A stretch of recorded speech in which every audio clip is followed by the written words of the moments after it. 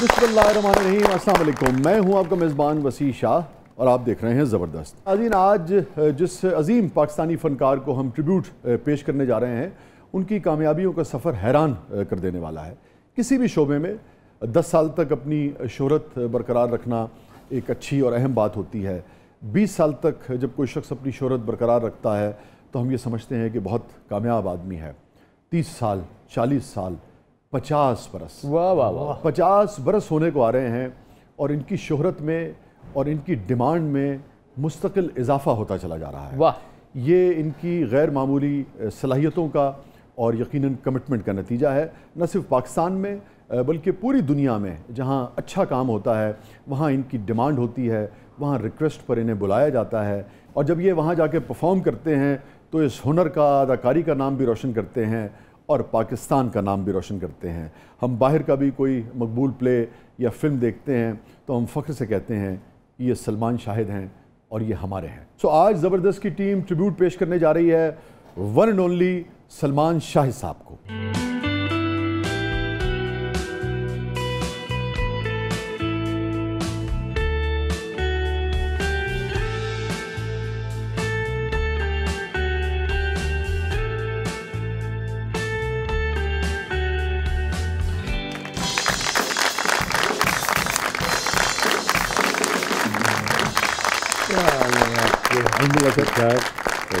Thank you for coming, sir.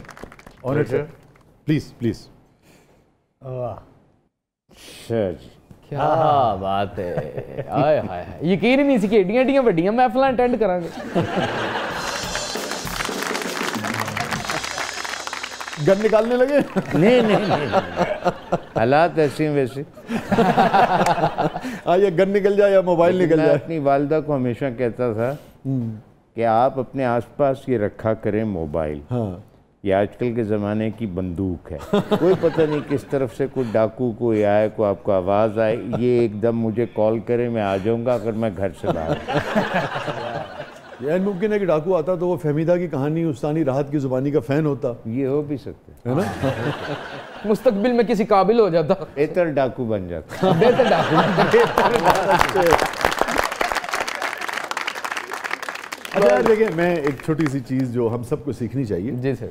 अभी जब हम टेक कर रहे थे तो सलमान साहब कहने लगे भाई ये मेरा सेल फोन जो है ये रख लीजिए। तो हमने कहा नहीं, आप अपने पास ही रखिए, तो हो सकता है कोई फ़ोन आए। कहने लगे नहीं, फ़ोन मैंने ऑफ कर दिया। जी सर। वाह, ये यार हमें सीखना चाहिए अपने सीनियर से, ख़ासतौर पर सलमान साहब जैसे सीनियर से, कि जब आप जिस जगह हैं, जिस काम के लिए हैं, तो फिर पूरी दुनिया से आप राब्ता काट देते हैं कि नहीं यार मुझे इस वक्त ये काम करना है। ये कंसंट्रेशन और ये कमिटमेंट जो है सर, ये सीखनी चाहिए। बड़ी गल है शाह जी, उन्होंने आंदे फोन अपना बंद कर दिता है, नहीं तो मैं तो 3 बारी थले फोन च बहना हुआ, किधर बेगम का मैसेज तो नहीं आया। मेरी ख्वाहिश ये थी कि हम अगले मरहले में जिक्र करते हैं बेगम साहबा का, क्योंकि हर शख्स की अपनी यकीनन शख्सियत होती है, मगर अब चूँकि शुरू में ही जिक्र हो गया तो वहीं से फिर हम शुरू करते हैं। और यकीनन वो आपका भी फ़ख्र हैं, आपकी पहचान भी हैं, आप उनकी पहचान हैं। ये जो बेगम साहबा का काम था, बेगम खुर्शीद शाहिद साहबा का, और उसके अंदर जो ख़ास तरह का पैथोज था उनके काम के अंदर, उनकी शख्सियत में जो झलकता था अमूमन, ये यानी कि ऑफ कैमरा भी उनकी शख्सियत का हिस्सा था या ये है कि सिर्फ परफॉर्मेंस में वो नज़र आता था? जितने भी अदाकार होते हैं, जिस तरह के वो स्क्रीन के ऊपर होते हैं, चाहे वो कितना आपको कितना भी तब्दील करके कुछ और बन रहे हों, लेकिन तब भी वो जो हकीकत में होते हैं उसका कुछ ना कुछ ज़रूर स्क्रीन पे भी होता है। ठीक है। और स्क्रीन पे होते हैं वो हकीकत में भी होते हैं।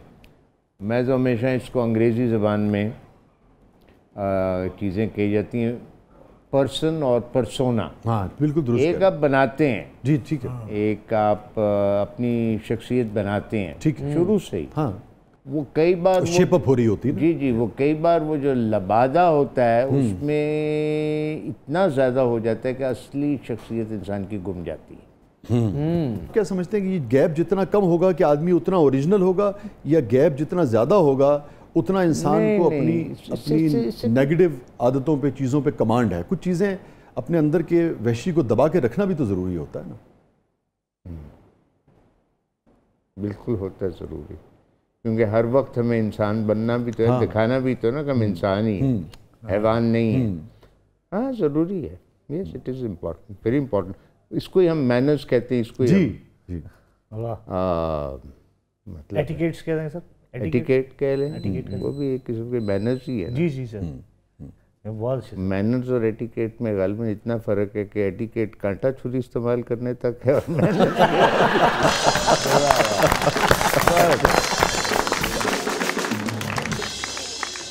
सलमान साहब, हमने देखा कि एक तवील सफ़र, 50 बरस का सफ़र, सच गप से, उससे भी पहले से बल्कि आपने ज़्यादा सच गप। मैं अभी 3rd ईयर का स्टूडेंट था, 4th ईयर का, जब हमने सच गप किया था। हाँ, मैं भी मास्टर्स में नहीं, क्योंकि मैंने 15 साल गवर्नमेंट कॉलेज में था, तो हमारे तो एक तो शुएब साहब जो थे और ये सारे हमारे फैमिली फ्रेंड्स थे। मतलब है इनके फैज साहब मेरी वालदा के बहुत करीबी दोस्त थे जी, मेरे वालिद साहब के बहुत करीबी दोस्त थे। शुएब हाशमी हमारे बहुत करीबी दोस्त थे, और हम रहते थे लक्ष्मी मेंशन में, जहाँ सादत हसन मंटो का महल है, और वो टेम्पल रोड के ज़रा सिर पे, आप जैसे मजंग पे वो जो चौक है, उस पे शुएब साहब का घर था, और मेरी वालदा जो थी उनकी शुएब साहब और उनकी वालदा दोनों के साथ दोस्ती थी। लक्ष्मी मेंशन में रहते हुए कोई बात को आपको पता लगी हो कि अच्छा भी मंटो साहब कभी यहाँ बैठ जाते थे, कभी यहाँ से गुजरते थे, यहाँ नहीं, वो हमने लोगों से बातें सुनी हुई हैं। कोई चीज़ जो आपके हाफजे में आप समझते हैं लोगों तक पहुँचनी चाहिए? मेरी वालदा ने मुझे बताया। जी जी प्लीज़। कि मेरी वालदा, वो आ रहे थे मोहल्ले में, मेरी वालदा के जाए, क्योंकि मेरी वालदा वो जो रेडियो आर्टिस्ट शुरू से काम कर रही थी, उनके पास बाइसिकल होती थी। बेगम साहब कई बार सुबह प्रोग्राम सुबह 6 बजे करने जाती थी रेडियो पाकिस्तान। और बेगम साहब साइकिल पे जाती थी? जी जी, उस जमाने में औरतें शौरतें ठीक है, लाहौर में साइकिल चलाती थी, लेडीज बाइसिकल होती थी। जो हमारा फ्लैट था उसकी सीढ़ियों में जो एक छोटा सा हाथा होता है, उसके अंदर खड़ी होती थी पाक, और लॉक कुंडी लगी होती। तो वो जा रहे थे, तो मंटू ने कहा अस्सलाम वालेकुम मंटू साहब, तो उन्होंने कहा नहीं, पता नहीं क्या मंटो नहीं, हाँ मंटू, अच्छा ठीक है, हाँ बवज ने बंटू, हाँ लफ्ज मंटू, ये उन्होंने कहा, बवज ने बंटू। हाँ। आप समझते हैं कि जितनी तादाद में उस वक्त मंजर पे लोग थे मुख्तलिफ शोबों में, आर्ट फॉर्म्स में, उतनी ही तादाद में रिप्लेस हुए?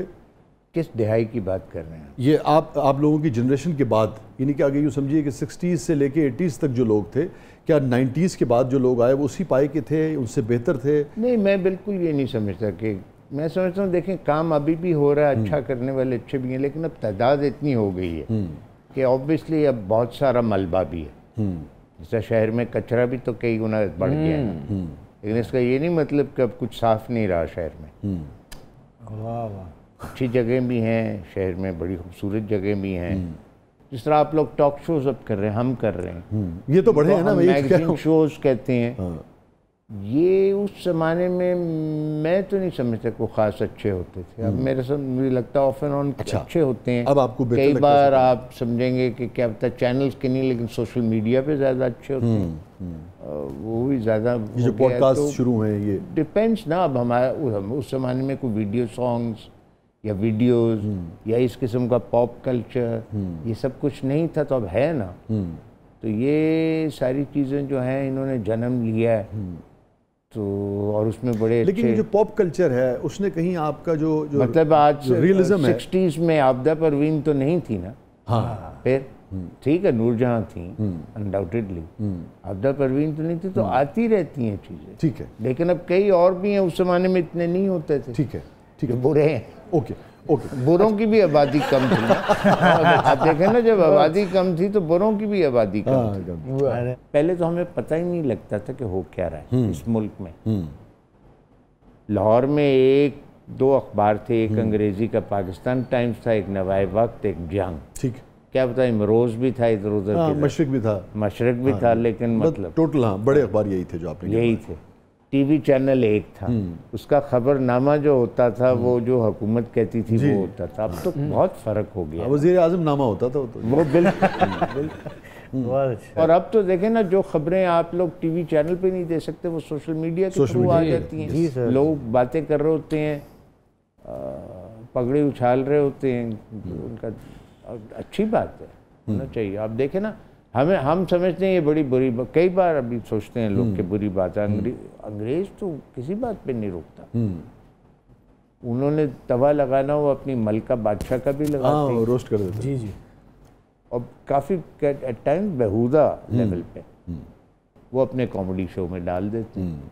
सो दे तो खैर उस तरह तो नहीं हमारे यहाँ ये भाई तहजीब भी कुछ और है, पता नहीं तहजीब है या हम कुछ वैसे ही। अब उम्र के इस हिस्से में इतना काम करने के बाद आप क्या समझते हैं कि ये हमारी तहजीब की अच्छी चीज़ें थी, इन चीज़ों के हवाले से एक सेंसर लगाना, या आप समझते हैं कि ये घुटन का बात है? हर चीज़ वो अभी तक वही बात है कि आपको कुछ दरमियान का रास्ता इख्तियार करना चाहिए, इत्तेदाल लेकिन कर कई बार उसको तोड़ना भी चाहिए, इसलिए कि आप चीज़ों को तोड़ेंगे नहीं हाँ तो बिल्कुल तो कुछ नया भी नहीं बनेगा, दूर में आप बहुत हंसे रहेंगे। स्टे विद अस, कहीं नहीं जाइएगा। छोटे से वक्त के बाद वापस आते हैं। हमारे साथ मौजूद हैं one and only Salman Shahid साहब और आप देख रहे हैं जबरदस्त।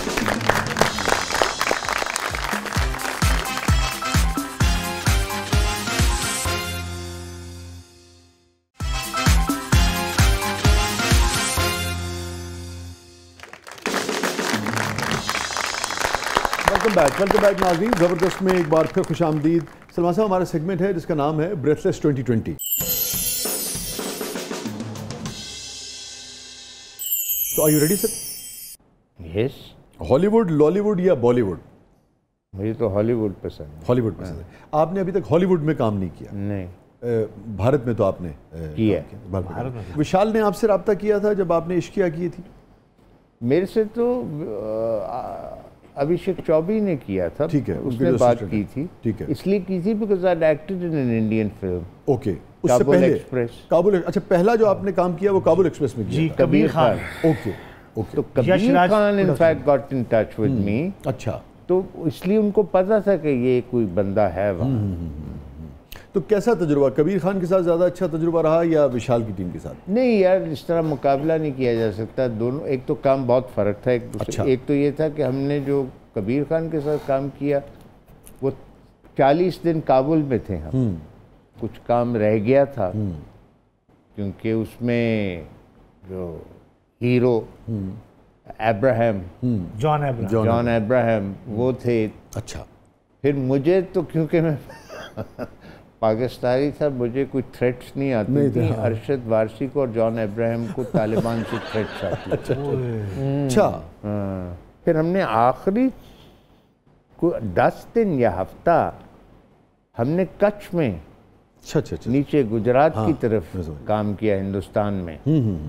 तो उन्होंने फिर वहाँ वो रेतीली ज़मीन और इस तरह रेतीले पहाड़, ट्रेन उसकी उस तरह की सेम थोड़ी बहुत उस तरह थी मैच करके। हाँ, लेकिन उन्होंने वहाँ क्या किया था कि उन्होंने शूट करना था ना, जितने भी पौधे थे सारे उखाड़ दिए थे जो छोटे मोटे, क्योंकि वहाँ उधर नहीं, अफगानिस्तान की और वहाँ की प्लांटेशन में फ़र्क है। तो रेत तो और पत्थर तो एक ही जैसे हैं, लेकिन वो काफ़ी दूर तक जहाँ तक नज़र जाती थी या कैमरा जहाँ तक शूट करता था वो उन्होंने, तो इसलिए इनको पहले से मेरा इल्म था। ठीक है कि भाई ये एक पाकिस्तानी एक्टर है, because I worked in Indian film. फिर मेरे से अभिषेक ने बात की थी। और आपको वैसे अपनी कौन सी फिल्म ज़्यादा पसंद आई? इश्किया, डेढ़ इश्किया? यार मुझे तो सीधी बात है, मुझे काबुल एक्सप्रेस, उसमें असल में मैं मेन रोल कर रहा हूँ। ठीक है। अब्राहम और अरशद वारसी जो है ना वो तो सितारे हैं जो कि क्राउड पुलर्स हैं। ठीक है। लेकिन रोल मेरा है मेन। तो जिसके गिर्द कहानी घूम रही है। मुझे तो वही मुझे पता है। हालांकि फिल्में दोनों अच्छी है। पेमेंट किसने ज़्यादा दी? इश्किया में। इश्किया में ज़्यादा। मेरा काम इतना सा है। हाँ। लेकिन आपको क्या फील होता है? देखने वालों को ये लगा गालिबन चूंकि वो ज़्यादा हिट हो गई कि आपका इम्पैक्ट उसमें ज़्यादा था इश्किया में? ये बात नहीं है, वो ज़्यादा, हालांकि वो भी हटके थी मेन स्ट्रीम से, लेकिन वो तब भी निस्बतन ज़्यादा मेन स्ट्रीम की तरफ थी। ठीक है। जी जी। जो काबुल एक्सप्रेस है वो उस तरह की फिल्म है जो कि हमारी आवाम ज़्यादातर देखती नहीं। हाँ हाँ, ठीक है। ड्रामा ये फिल्म? फिल्म। चूहा? You like to तीतर? तीतर पसंद है आपको? क्या वजह है तीतर पसंद? खूनी लगूंगा अगर कहूँगा लजीज। मोर पसंद है। माश की दाल? ये खुद आपको कुकिंग का शौक है? ऑमलेट तक। वो तो मजबूरन बनाना बॉइल्ड पड़ता है। अंडा ऑमलेट फ्राई अंडा बनवा लें। शकरकंदी पुरानी चीज है ना। हाँ तख्ती से क्या याद आता है आपको? तख्ती मेरी ज़िंदगी में कभी आई ही नहीं। कभी नहीं आई आपको? आपकी बुनियादी तालीम कहाँ की है यहाँ लाहौर में? यार मैं जब ये स्कूल मेरी जो थी ना वो बहुत उखड़ी रही। अच्छा हमारे घर के करीब ही था, हॉल रोड पे कैथीड्रल स्कूल। जी, कैथेड्रल अभी भी बड़े है। बड़े हाँ लोग है पढ़े ना? हैं, जी हाँ। बस वो पहले मैं वहाँ था, फिर मेरे वालिद साहब थे इंग्लैंड में। तो मेरी वालिदा और वालिद साहब जो है ना, मेरी पैदाइश की थोड़ी देर बाद उनकी अलहदगी हो गई थी। लेकिन ये उस वक्त जब मैं कोई क्लास 3 या 4 में था, तो उन्होंने डिसाइड किया कि भी एक कोशिश करनी चाहिए फिर इकट्ठे होने की। अच्छा रिकन्सिलेशन हो गई? ये नहीं हुई नहीं थी, लेकिन कोशिश की। अच्छा तो हम फिर गए थे वलैत, मेरी वालिदा और मैं। We joined him. 2 साल मैं वहाँ रहा, वहाँ मैंने स्कूलिंग की। फिर मैं वापस पाकिस्तान आ गया। मेरे बाप ने मुझे दाखिला दिलवा दिया बोर्डिंग में, बर्न हॉल एबटाबाद। जी हाँ सॉरी। और वालिदैन के दरमियान रिकन्सिलेशन नहीं हुई? नहीं हुई। अच्छा उनकी कभी तलाक भी नहीं हुई, कभी सेपरेशन रिकन्सिलेशन भी नहीं हुआ। ठीक। तो मैं बोर्डिंग में उधर भी मैंने 2 साल गुजारे। फिर वहाँ से मैं फिर किधर भी नहीं पढ़ा रहा, एजिस बस घर में। फिर दोबारा कैथीड्रल, उसी कैथीड्रल में जहाँ मैं पहले था। और फिर कैथीड्रल छोड़ के फिर मैंने मैट्रिक किया था। उसके बाद फिर मैं कुछ नहीं किया, फिर मैं 3rd ईयर में गया हूँ गवर्नमेंट कॉलेज। अच्छा फिर 2 साल मैंने प्राइवेट किया FA। 3rd ईयर में मैं फिर गवर्नमेंट कॉलेज गया हूँ, और बस वही। उसके बाद 4th ईयर में मैं साहब को तारा दा सच कप किया। बाज़ औक़ात हर दूसरे तीसरे चौथे घर के अपने अपने मसाइल होते ही हैं। कितना बच्चे की शख्सियत पे किस नौइयत का असर पड़ता है? मैं इसलिए कि आम आदमी सब जानते हैं कि वो असर तो पड़ता है, लेकिन आप चूँकि आर्टिस्ट हैं तो आप शायद और तरह से उसको समझ सकें, बयान कर सकें। नहीं, असर तो पड़ता है, यकीनन पड़ता है। फिर कई चीज़ें होती हैं कि देखें, जिस तरह वो कहते हैं कि वक्त जो है ना, वो उसके अंदर कई चीज़ों का, उसी के अंदर वक्त गुजरने के साथ साथ मरहम भी होता है। मरहम भी है। तो मैं तो भूल भी गया हूँ कि मैं एग्जैक्टली क्या फील कर रहा होता था उस वक्त। मगर बच्चा माँ बाप को इकट्ठे देखना चाहता है। बिल्कुल चाहता है, ये होता है, लेकिन नहीं होता फिर कई बार। मुझे महसूस होता है, और आपकी गुफ्तगू से भी, कि आपने उसके नेगेटिव असरात नहीं लिए। वो मुझे बड़ा फ़ायदा रहा है, क्योंकि मैंने इतना सीरियसली ना अपने आप को, ना उनको, ना ज़िंदगी को इतना सीरियसली नहीं लिया। अगर मैंने जी बड़ा आदमी बनना है, मैंने जी ये करना है, मैंने ऐसे। कभी आपने ये सोचा? वो भी लाइफ को बहुत सीरियसली लेने का होता है। बड़ी अच्छी बात है, लोग बड़े आदमी बनते हैं, वेरी नाइस। लेकिन कभी आपने ये सोचा कि अगर फ़र्ज़ कर लीजिए ये जो क्रैक्स थे, अगर ये ना होते तो आप क्या समझते हैं कि कुछ फ़र्क पड़ता आपकी ज़िंदगी में? आप बहुत फ़र्क हो सकता था, बहुत फ़र्क हो सकता था। सबसे बड़ी बात है कि क्या मतलब मैं एक्टर ही ना होता, मैं कुछ और होता, कोई डॉक्टर होता, कोई इंजीनियर होता, अरबों खरबों रुपया मैंने कमाया होता। क्या बहुत फ़र्क हो सकता है। आपकी अपनी जो मैरिड लाइफ, जो निजी लाइफ जब आपने शुरू की, उस पे कितने असरात आए? आपने क्या सोचा कि उस ज़िंदगी से क्या लेना है, क्या नहीं लेना? नहीं, ऐसी मैंने कोई रूल्स कोई नहीं। आई लिव जिस तरह वक्त आता है। देखिए, मैं आपको एक दिन, उस दिन मैं एक अपने दोस्त को बता रहा था, हंस के मजाक कर रहा था, पंजाबी में बता रहा था। पंजाबी दस दे, पंजाबी चलो दस है। मैं क्या यार, असल में बंदा, क्योंकि अभी रिसेंटली मैं एक होटल में चंद दिन गुजार के आया हूँ, तो वो मेरे ज़हन में था। यू सी, आपका अपना ये होता है ना, क्योंकि आप एक्सपीरियंस करते हैं, कई बार बड़ी ऑर्डिनरी चीज़ें होती हैं, उधर से आप कोई चीज़ सोच लेते हैं जो कि। तो मैंने कहा यार, जिंदगी इस तरह दी है कि बंदा होटल में जाता है, पहले तुहानू समझ नहीं आती लाइट इत्थे ऑन ऑफ किस तरह होती है, वो कार्ड पाओ, अच्छा वो करो, ऐ करो, यार पानी जिहड़ा है गर्म हो गया, उन्हें टैप बंद नहीं हो रहा, बंद किस तरह होता है, ए हो गया, वो हो गया, एसी एसी चल रहे हैं लेकिन घर में जल्दी कि तुसी सिखते हो कि सारा कुछ की करना ਤੁਹਾਡਾ ਜਾਣ ਦਾ ਟਾਈਮ ਆ ਗਿਆ ਤਾਂ ਜ਼ਿੰਦਗੀ ਵੀ ਇੰਜ ਦੀ ਹੈ ਬਾय द टाइम यू लर्न कि ਕੀ ਕਰਨਾ ਹੈ ਤੇ ਕਿਸ ਤਰ੍ਹਾਂ ਕਰਨਾ है ਤੇ ਉਹ ਕਹਿੰਦੇ ਨੇ ਆ ਜਾਓ ਹੁਣ ਤੁਹਾਡਾ जनाजा पड़ी घर का। मुझे आपकी बात से याद आ गया, देखिए हम सब मुख्तलिफ तरह की कैफियत को एक्सप्रेस करते हैं, जैसे आपने अपनी बात की। मैंने एक शेर कहा था इस पर, नाशनासा जिसकी दीवारें हो दर भी अजनबी, एग्जैक्ट जो आपने बात फरमाई। नाशनासा जिसकी दीवारें हो दर भी अजनबी, वो मिला मुझको हमेशा एक नए घर की तरह। वाह वाह वाह, बिल्कुल जो आपने बात कही, बिल्कुल ये वो है। ओके, इश्क सर सेंटर कर दें सर, सेंटर। ये नहीं कि मुझे को बहुत इसको अच्छा हाँ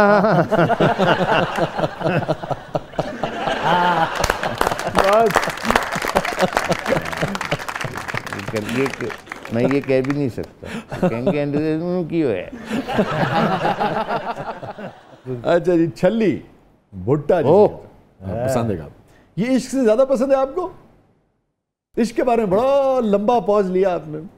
नहीं, इसके बारे में मुझे समझ नहीं आई थी कि मैं इसके ऊपर एक मजीद एक फलसफा बयान करूं कि मैं ये बहरहाल छल्ली का फैसला आप फौरन करते हैं। इसके मामले में जरा खाने पीने की चीज़ों का तो देखो एकदम फैसला होता है।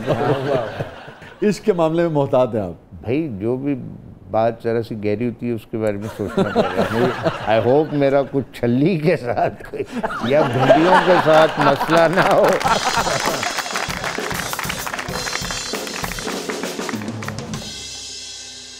साइकिल पसंद है आपको? साइकिल के लिए कौन सी अमूमन गाड़ी पसंद है? मीडियम साइज गाड़ी। मीडियम साइज का? हाँ, वो पसंद है। वो छोटी गाड़ियाँ भी कई बहुत अच्छी। एक ज़माने में मेरे पास थी सैंट्रो। अच्छा, हाँ सैंट्रो बहुत अच्छी गाड़ी थी, वो चोरी हो गई। चोरी हो गई? हाँ। अरे मैं वो लक्सटाइल अवार्ड्स गया। हाँ, को अवार्ड था या नॉमिनेशंस थी बल्कि। हाँ, वो मैंने सीरियल लिखा था बानों को पहचानो, उसके सिलसिले में हमारी जियो के लिए हमारे पास नॉमिनेशंस थी। एक रात की बात थी, मैं वहाँ गया, वापस आया तो ड्राइववे में गाड़ी ही नहीं खड़ी। अंदर गया घर में तो सारे कपड़े आसपास बिखरे पड़े हुए, अलमारियाँ खुली पड़ी। तो मैंने फिर एक और सैंट्रो ली। इतनी देर में पुलिस ने वो पहली सैंट्रो ढूंढ दी। मेरे पास 2 सैंट्रो हो गए। फिर एक मैंने ऑब्वियसली बेची। तो अवार्ड आपको मिला था कि नहीं?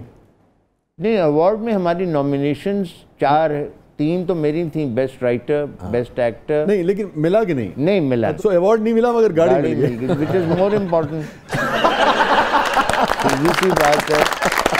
बस स्टे विद अस, कहीं नहीं जाइएगा। छोटे वक्त के बाद वापस आते हैं। हमारे साथ मौजूद है वन एंड ओनली मरंजा मरंज मोहतरम सलमान शाही साहब। आप देख रहे हैं जबरदस्त।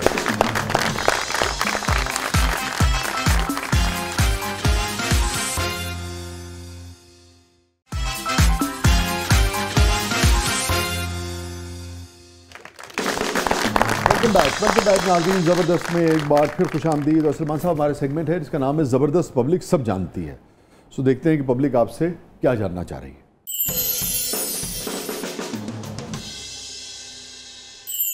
मेरा सलमान साहब से सवाल है कि इंडिया में उन्होंने अपनी अदाकारी के झंडे गाड़े, मगर हमें अफसोस है कि हम उनका कोई सीन विद्या बालन के साथ नहीं देख सके।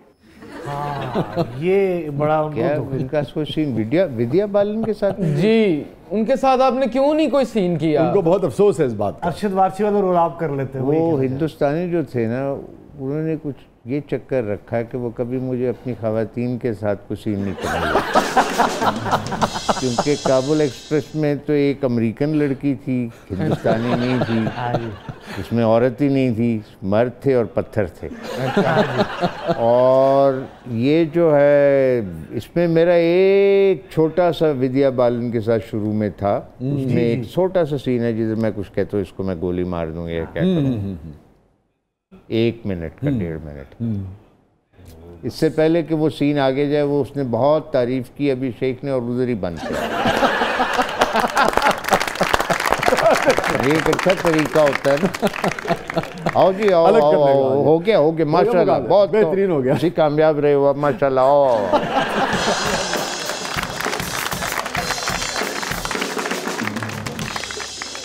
जी सलमान साहब, आपकी गोल गोल घूमती आंखों में एक शरारत है जो कि उम्र के साथ बढ़ती चली जा रही है, इसका क्या राज है?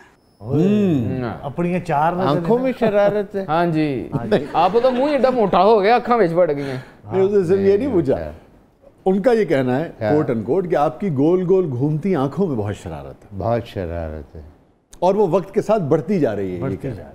इसका यही तरीका है कि अगर मेरे पे कोई कानून ना कोई लगा मैं चले आपकी आंखों की आपको शेर सुनाता हूँ। चले आंखों में, आंखों में ना सुनाई। वो नहीं, आंखों वो कह रहा था समंदर नहीं है आंखें हैं, समुंदर नहीं है वो आंखें, कह रहा था समंदर नहीं है समंदर आंखें। नहीं है आंखें हैं, मैं उनमें डूब गया एतबार करते हुए। वाह क्या बात है, हमने इस तरह कभी किसी को डुबाया नहीं। वैसे आपसे कभी किसी ने कहा कि सलमान आपकी आंखें बहुत खूबसूरत हैं? हाँ, जिनकी नजर कमजोर थी उन्होंने कहा, लेकिन दिस इज सलमान शाह। क्या पौध है यार, वाह बहुत अच्छे। जी, इश्किया फिल्म में आपकी परफॉर्मेंस बहुत ज़बरदस्त थी। क्या रियल लाइफ में भी आपने कभी इश्क किया है? अगर किया है तो उसकी भी दास्तान हमें सुनाएं। क्या उसमें भी ऐसी ही अदाकारी करते थे? रियल लाइफ में जब आप इश्क करते हैं ना, खासतौर पे जब आप ज़रा ज़्यादा जवान होते हैं तो उसके मरहले होते हैं। ज़्यादा उम्र में जाके आप करते हैं उसके, वो कुछ और तरह का होता है। उसका बताइए। जब आप नौजवान ज़्यादा होते हैं ना, तो पहले तो आपकी बगलों में से पसीना छूटना शुरू हो जाता है, इससे पहले कि आप पहली बात भी करें। कि औरतें जो हैं, जब वो चाह रही होती हैं ना कि कोई बंदा को बात, तो वो ऐसे बिहेव करती हैं जिस तरह वो, उनको कोई अकल ही नहीं है, उनको कोई इल्म ही नहीं है, और बंदा जो है वो ऐसे छोड़ रहा होता है और बातें कर रहा होता है, और वो समझती हैं कि हमारी, वो ऐसे बताती हैं जैसे उनकी जनरल नॉलेज में बड़ा इजाफा हो रहा है, उनको हर बात पता होती है। और वो आदमी नौजवान है, वो ऐसे बात कर रहा होता है जिस तरह के वो, उसको बस हर सारी चीज़ का दुनिया पता है। और ये उसके वो पास when you are older you don't do this, you do, करते तो आप तब भी उसी तरह की गालिबन हरकतें हैं, कोशिश करते हैं। हाँ नहीं हाँ, और कई बार आप कोशिश नहीं, ये भी हो सकता है ओकेजनली कि दूसरी तरफ से भी कोशिश हो, लेकिन खवातीन का इस बात पे इजहार करने का तरीका और तरह का होता अच्छा, है। इस उम्र में क्या आपका तजुर्बा है? इस उम्र में खवातीन के इजहार करने का तरीका क्या होता है? अगर आप समझ लें, मैं आजकल इश्क कर रहा हूँ आज, अब मैं जिंदगी बसर कर रहा हूँ आराम से। अच्छा, कोई ऐसे चैलेंजेस नहीं ले रहा अपने लिए। क्योंकि वो जो 1.5 इश्किया थी आपकी, उसका भी एक सब्जेक्ट का एक हिस्सा तो यही था ना। उसका क्योंकि आपका ट्रैक नहीं था, मगर नसीर साहब का, और वो तो वही था, वो दूसरे दिल तो बच्चा है। हाँ, गुलजार साहब का जो लिखा हुआ है, उनका ख्याल है। हाँ। थोड़ी देर के बाद दिल भी बच्चा नहीं रहता। तो सलमान शाह साहब का क्या ख्याल है, दिल क्या हो जाता है जब बूढ़ा हो गया? तो हो गया, हाँ, दिल ज़ईफ हो जाता है। सर बुजुर्गी में शायद दिल गधे का बच्चा हो जाता हो शायद। होपफुली नॉट, ज़्यादा अक्लमंद होना चाहिए बल्कि उसे। जी। सलमान साहब, आपकी अदाकारी का एक मुनफरिद स्टाइल है, मगर आपको ज़्यादा गेटअप्स में नहीं देखा। इसकी क्या वजह है? दाढ़ी मूंछ और विग वगैरह से भागते हैं क्या? नहीं, मूंछ तो मेरा मुस्तकिल, हाँ, जिस तरह आंखें हैं उस तरह ही मूंछ है। मसनूई भी कई बार लगाई है, लेकिन मसनूई कभी भी इतनी अच्छी नहीं लगती हमारे यहाँ। उस क्वालिटी का वो मेरा ख्याल है बाहर भी जी, देयर इज अ डिफरेंस। तरह ये होता है जैसे मसनूई बंदूक का पता लग गया। हाँ, फौरन पता लग जाता है। अब काबुल एक्सप्रेस में उन्होंने असली गन्स रखी थी सारी। तो मुझे कोई इतना कोई बंदूक चलाने का नहीं, तो एक उसके अंदर सीन है जिसके मैंने चलाई, तो वो उसका बैकअप भी ऐसा होता है ना। जी, और वो कोई कंट्रोल रखना पड़ता है, वरना वो राइफल थी जी, इट वाज वो बाकायदा AK-47 टाइप क्या पता, मैं भूल गया हूँ, क्योंकि उसमें पूरी एक वो चलती थी, तो रिहर्सल भी नहीं की थी, वो चलाया तो वो मेरा पूरा हाथ यूं गया। और उसका एक जो कारतूस है ना, वो खाली होता है, वो जाके किधर लगा तो उधर एक बंदे को लगा। अच्छा, वो एक बंदे को लगा जो कि हमारा कोई डायलॉग राइटर था। उसके बाद उसने इनकार कर दिया, वो शूटिंग पे आता ही नहीं था। पाकिस्तानी ने गोली मार दी।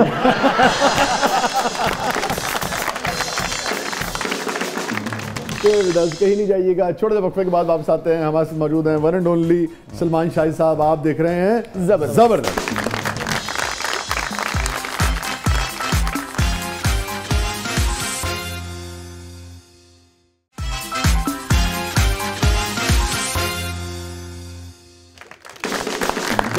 वेलकम बैक नाज़रीन। ज़बरदस्त में एक बार फिर खुशामदीद। सलमान साहब, हमारे सेगमेंट है जिसका नाम है कैथारसिस।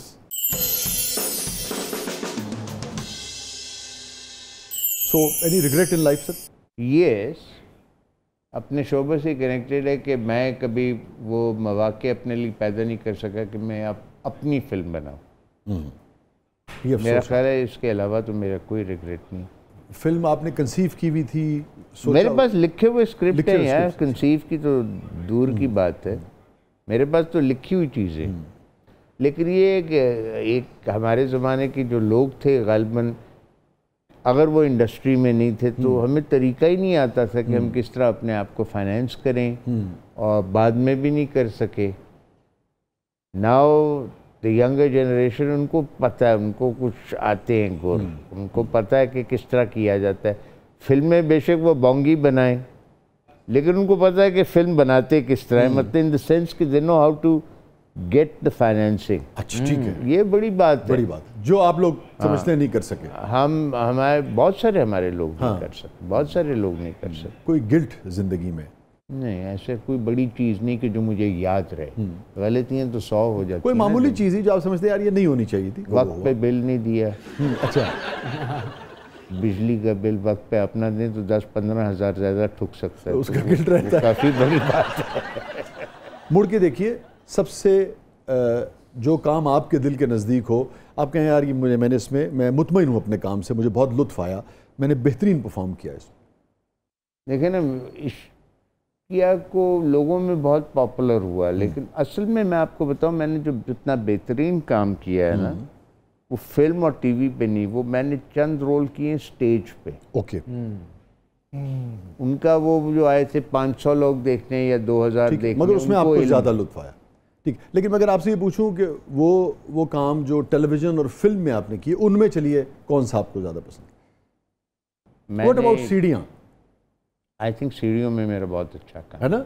मेरा ख्याल है, क्या पता उससे बेहतर काम। तो हमें दाद दे देखो ना, इसकी? आपने यहाँ बयान किया, लेकिन उसमें एक और चीज़ भी है ना। मुझे खुशी हुई कि आप इससे एग्री कर रहे हैं। लंबी दुरानिये का वो एक है, आपने जब आपको कोई मेन चीज़ मिलती है ना करने को, तो उसमें सबसे बड़ी बात है कि आप सारों को साथ लेके चल रहे हैं, then you become the captain of the ship. Yes, तो वो एक अलग बात है। एक आके खड़ाकेदार आके 40-50 रन मार के 10 मिनट के अंदर जाना, वो एक और बात है। Happiest moment? तो मुझे कोई ऐसा ख़ास नहीं, मैं 2-3-4 चीज़ें बयान कर सकता हूँ कि हाँ, जो उनमें से एक आपका दिल चाहे। विद्या बालन के अलावा सर, वो जो माधुरी वाला सीन था, वो भी आपकी जिंदगी का खुशी का लम्हा? वो तो अकेली खाली कमरे में रक्स कर रही थी। तो तुसी रोशनदान को देख लेना। मैं फिल्म पे देख लेना। Sir, happiest moment sir? One of the happiest moments for me was कि जब एक जो कि आपको पता नहीं, पता है कि नहीं, मुझे स्कॉलरशिप मिली थी फिल्म मेकिंग की। 3.5 साल मैं मॉस्को में रहा था, रशिया में। हाँ, वाह वाह वाह। तो हालांकि वहाँ लोग जाना नहीं चाहते, वो ज़माने में तो सोवियत था रशिया, तो वो तो लोग डरते थे। लेकिन फॉर मी कि भाई this is because what I want, इसीलिए मेरी रिग्रेट भी ये कि मैं वो जो काम सीख के आया was not able to do. और रशियन सिनेमा तो बहुत ही जी हाँ अपने ज़माने में बहुत ज़बरदस्त था। अच्छा सर, ये रशियन मॉडल्स वाकई खूबसूरत होती हैं, हमें गल्ला ही बढ़िया ने। तो मुझे तो ज़हन में जो आती है, अगर आप कोई औरत की बात कर रहे हैं खूबसूरती के हवाले से, तो वो मरिया शरापोवा जो प्लेयर है, सलमान साहब, वाह वाह। हमारे ख्यालात कितने मिलते हैं। हालांकि तुमको आंद्रे अगासी का पता होना चाहिए। नहीं, मुझे अगासी का भी पता है, मगर शरापोवा की तो क्या बात है, क्या बात। मारिया शरापोवा, वाह जी वाह वाह। ਸੁਣਿਆ ਸਰ ਉਹਦਾ ਕੱਦ ਬਹੁਤ ਲੰਬਾ ਹੈ, ਉਹਨੂੰ ਇੰਜ ਕਰਕੇ ਵੇਖਣਾ ਪੈਂਦਾ। ਪਤਾ ਨਹੀਂ ਯਾਰ, ਅਸੀਂ ਤੇ ਟੀਵੀ ਤੇ ਵੇਖਦੇ ਹਾਂ, ਅਸੀਂ ਉੱਤੋਂ ਹੀ ਵੇਖਦੇ।